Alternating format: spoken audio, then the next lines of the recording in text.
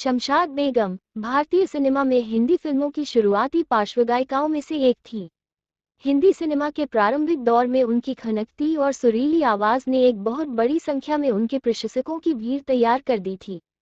हिंदी फिल्मों के कई सुपरहिट गीत जैसे कभी आर कभी पार, कजरा मोहब्बत वाला, लेके पहला पहला प्यार, बूझ मेरा क्या नाम रे, शमशाद बेगम के नाम पर दर्ज हैं। इन गीतों की लोकप्रियता ने शमशाद बेगम को प्रसिद्धि की बुलंदियों पर पहुंचा दिया था। वर्ष 2009 में भारत सरकार ने शमशाद बेगम को कला के क्षेत्र में उनके विशिष्ट योगदान के लिए पद्म भूषण से सम्मानित किया था। शमशाद बेगम का जन्म 14 अप्रैल सन 1919 को पंजाब राज्य के अमृतसर में हुआ था। वे अपनी युवावस्था से ही के.एल. सहगल की बहुत बड़ी प्रशंसक थी। फिल्में देखना और गीत सुनना उन्हें बहुत पसंद था। फिल्में देखने का शौक शमशाद बेगम को इस कदर था कि उन्होंने फिल्म देवदास 14 बार देखी थी। शमशाद बेगम का विवाह गणपत लाल भट्टो के साथ हुआ था।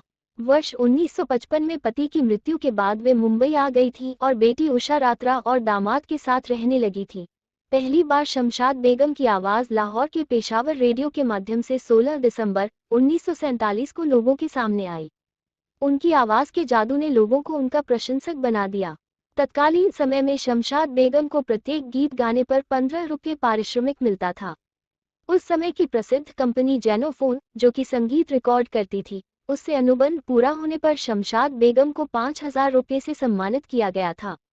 शमशाद बेगम की सम्मोहक आवाज ने महान संगीतकार नौशाद और ओ.पी. नैयर का ध्यान अपनी ओर खींच लिया था और इन्होंने फिल्मों में पार्श्वगायिका के रूप में इन्हें गायन का मौका दिया।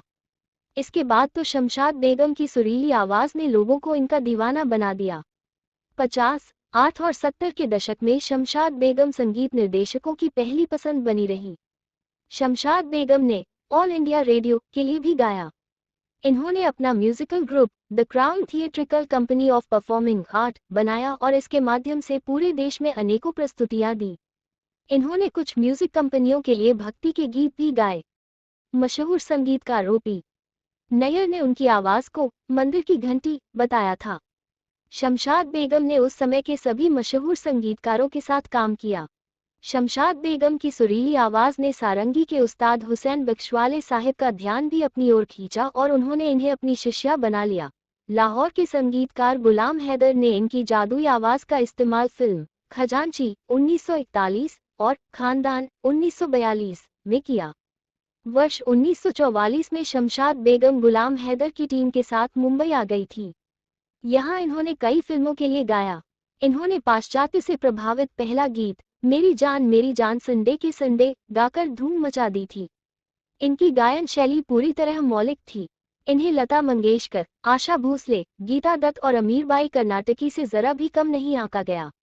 भारत के प्रमुख त्योहारों में से एक होली पर यूं तो हिंदी फिल्मों में असंख्य गाने लिखे और गाए गए हैं, किंतु होली का सबसे लोकप्रिय गीत शकील बदायूनी ने लिखा था। इस गीत को अपने समय के ख्याति प्राप्त संगीतकार नौशाद ने संगीतबद्ध किया। शमशाद बेगम ने इस गीत को अपनी सुरीली आवाज से सजाकर अमर बना दिया। फिल्म मदर इंडिया का ये गीत अभिनेत्री नरगिस पर फिल्माया गया था और गीत के बोल थे, होली आए रे कन्हाई रंग छलके, सुना दे जरा बांसुरी। इस गीत में गोपियां नटखट कृष्ण से गुजारिश कर रही हैं कि वे होली के मौके पर अपनी जादुई बांसुरी बजाना बंद न करें। ये गीत अपने समय के सबसे सफल गीतों में से एक था, जो लोगों के हृदय पर छा गया था। अपनी सुरीली आवाज से हिंदी फिल्म संगीत की सुनहरी हस्ताक्षर शमशाद बेगम के गानों में अलहड़ झरने की लापरवाह रवानी, जीवन की सच्चाई जैसा खुरदरापन और बहुत दिन पहले चुभे किसी कांटे की रह रहकर उठने वाली टीस का सा एहसास समझ में आता है। उनकी आवाज की यह अदाएं सुनने वालों को बरबस ही अपनी ओर आकर्षित करती है और उनके गानों की लोकप्रियता का आलम ये है कि आज भी उन पर रीमिक्स बन रहे हैं। शमशाद बेगम ने अपने गायन करियर की शुरुआत रेडियो से की। उनकी पहली हिंदी फिल्म खजांची थी।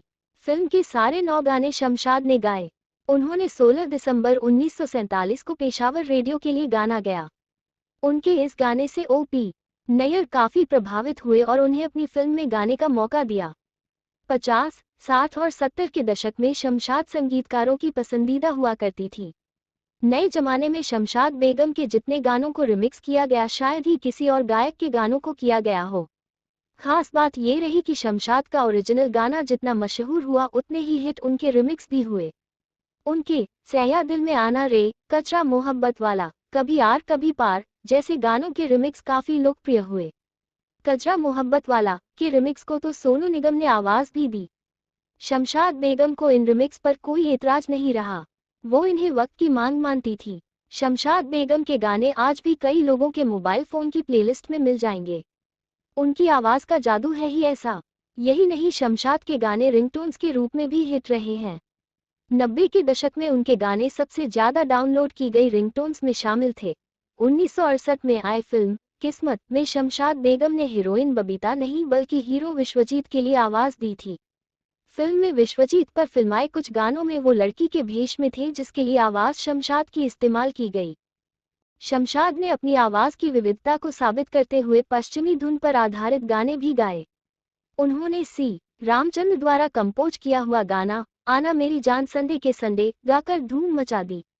ये उनका पहला पश्चिमी धुन पर आधारित गाना था। फिल्म रॉकस्टार का गाना कतिया करूं काफी हिट रहा था, लेकिन क्या आप जानते हैं कि ये गाना शमशाद के 50 साल पहले गाए गाने से प्रेरित है। मरहूम गायिका शमशाद बेगम ने कतिया करूं को 1963 में गाया था। ये गाना श्वेत श्याम पंजाबी फिल्म पिंडी कुरही में अभिनेत्री निशी पर फिल्माया गया। शमशाद बेगम को कैमरे के सामने आना पसंद नहीं था। कुछ लोगों का मानना है कि शमशाद खुद को खूबसूरत नहीं मानती थी, इसलिए वो फोटो नहीं खिंचवाती थी। वहीं कुछ लोग कहते हैं कि उन्होंने अपने पिता से कभी कैमरे के सामने न आने का वादा किया था। यही वजह है कि शमशाद बेगम की बहुत कम तस्वीरें उपलब्ध हैं। शमशाद बेगम के एल सहगल की बहुत बड़ी फैन थी। उन्होंने सहगल की फिल्म देवदास 14 बार देखी थी। यही नहीं, वो उनकी गायकी से भी काफी प्रभावित थी। शमशाद बेगम ने निशान जैसी फिल्मों ने बहुभाषी गीत भी गाए। फिल्म शबनम में बर्मन दा के संगीत निर्देशन में उन्होंने एक गाने में 6 भाषाओं में एक साथ गाया। वो गैर फिल्मी रिकॉर्ड्स के लिए भी गाती रही। हिंदी, पंजाबी, उर्दू और पश्तो में भी उनके कई गैर फिल्मी गाने हैं। फिल्मी दुनिया में शमशाद को गाने का मौका देने संगीतकार ओपी नैयर उन्हें टेम्पल बेल कहते थे।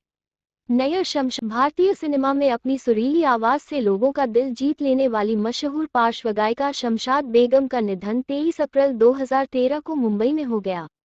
शमशाद बेगम ने हिंदी फिल्म जगत से भले ही कई वर्ष पहले दूरियां बना ली थी, किंतु अपने पूरे करियर में बेशुमार और प्रसिद्ध गानों को अपनी आवाज दी। उन्होंने न जाने कितने ही अनगिनत गानों को अपनी आवाज से सजाकर हमेशा हमेशा के लिए जिंदा कर दिया। उनकी बेटी उषा का कहना था कि मेरी माँ हमेशा यही कहती थी कि मेरी मौत के बाद, मेरे अंतिम संस्कार के बाद ही किसी को बताना कि मैं अब इस दुनिया से जा चुकी हूँ और मैं कहीं नहीं जाऊंगी, जहाँ से आई थी वही वापस जा रही हूँ, मैं सदा सबके साथ हूँ। ये खन की आवाज अब अपनी जुबान से गाए गए गानों से ही सबके दिलों को सुकून देगी।